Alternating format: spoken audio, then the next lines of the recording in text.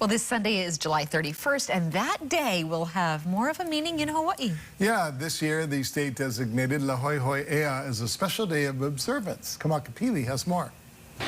It was 179 years ago when L Hoihoi was first established, signifying the restoration of the Hawaiian sovereignty. But we really just hear that side of the story, not necessarily about the origins of the story. So we're here within the vault of the Hawaii State Archives with amazing things to really learn more and dig deeper into that side of the story. So to find out more, we're here with the State Archivist, Dr. Adam Johnson. Thank you very much for your time, and thank you for having us within the vault of the archives. You're always welcome. Tell us just a little bit of what L Hoihoi is all about in general. So L Hoihoi is all about the restoration of the sovereignty of the Hawaiian Kingdom in 1843.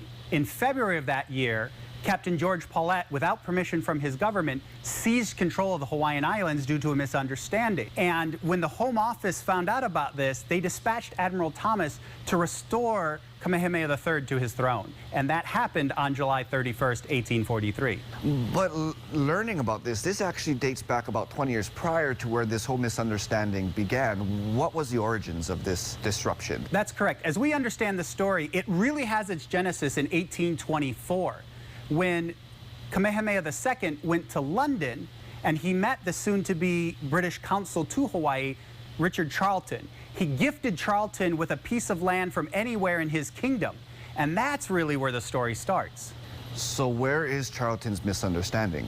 It has to do with how much property and how long that any property concept applied. In 1826, the very first land tenure gifted Charlton a 299-year lease on his property. But by 1840, he was looking to expand, and that's where the conflict came in.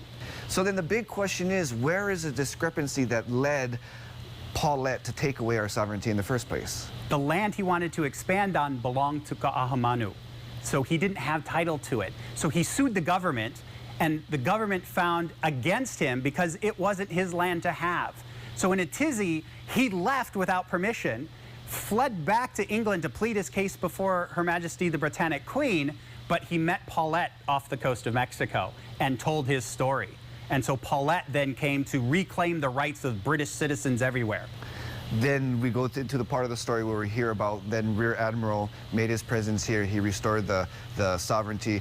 But what was, I actually see that there's a gift that was given to him because of his kind actions. What is this gift? So in recognition of all he did for the Hawaiian people, he was gifted this Hawaiian language Bible, which is said to be the finest printing that came off the Mission House presses. And as he left the country in February of 1844, he was gifted this Bible. That is amazing.